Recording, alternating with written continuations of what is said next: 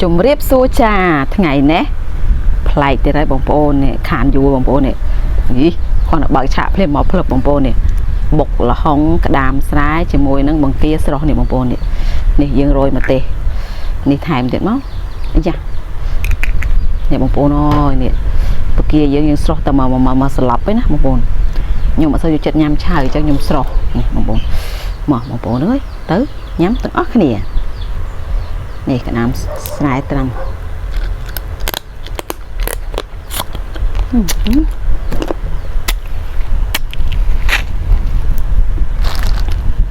sạch làm ai bằng cổ này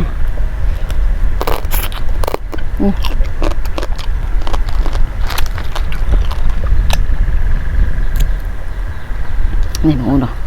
ui rồi phong mu phong gì mấy sẽ tung tịnh này bằng cổ này cổ nói này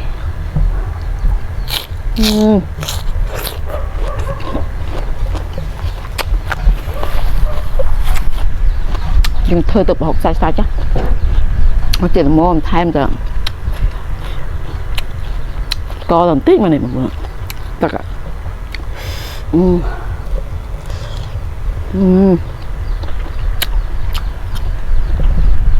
bông bồn một kia đi nhá nhưng sau ta mà slap về là bây chẳng ui chít vào lòng phải nhưng tình mà bật mình lòng sra nhẹ bông bồn thằng mặc bọc là hồng khmên ấy trời chuyện sầm để bông bồn nói này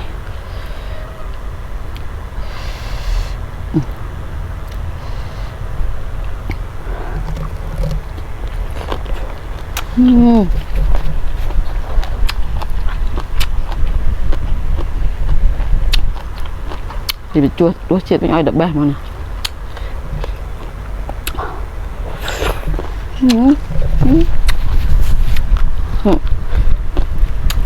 bông bồn đây ngăn cho mình hả sập sải bông bồn nó nhanh việc tí không chết nè gì hơn nè bộ này này chấm xả mở từ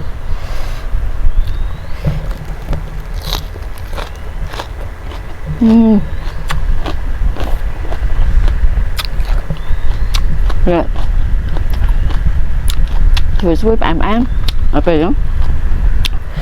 đã mất trời mong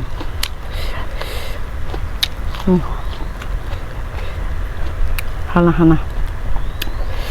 nè bộ không tỏ hơi nó mình hàng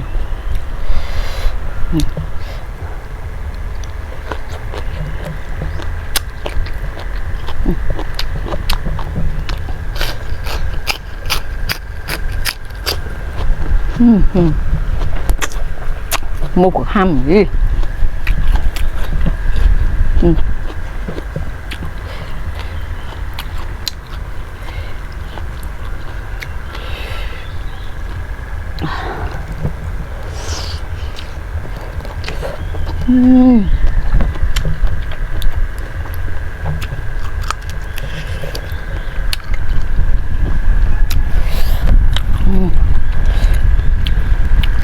chuyện nằm của nào mình tự cuốn sài dừng sài cho món này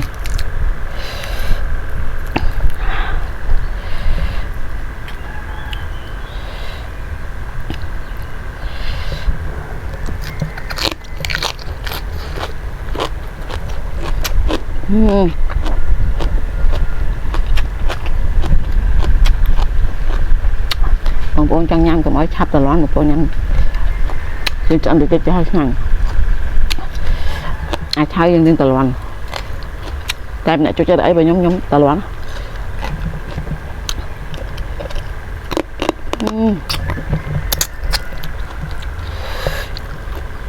người ta đam mẹ một con ơi là sợ lành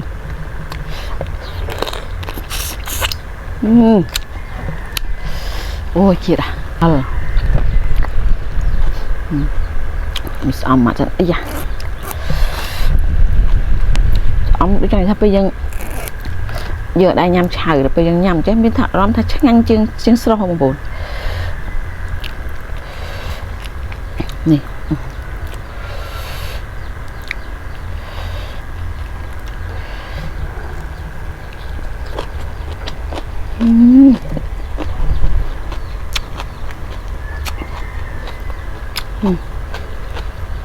Làm thật lành. Ủa.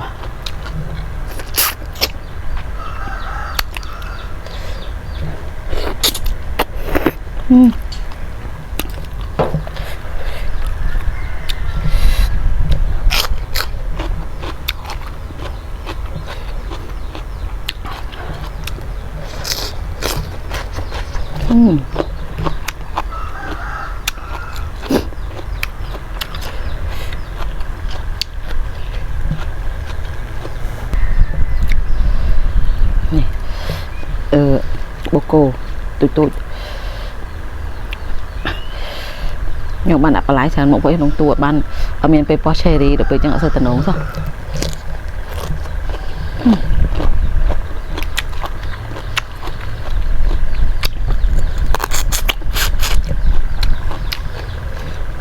chưa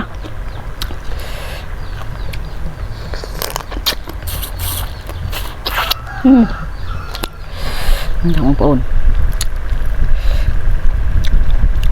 mặt trong khỏi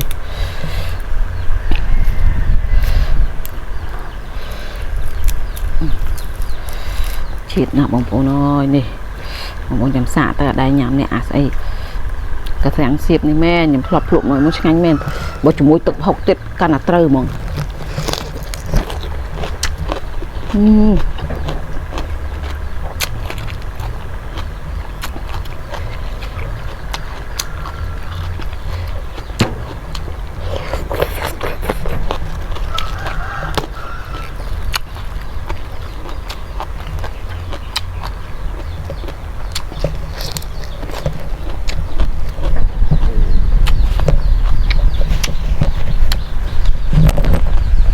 chẳng video này sống mình tập bên tết của mai bông ôn hay complete thôi nhằm một bộ nơi dương mình tập học luôn dương sai con à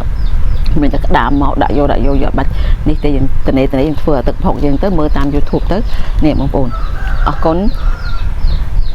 chun po bụng mai bông ôn để tay tôi snap video này xong tạm biệt đã một hồi đòi chọc ở con chụp đẹp lía bye bye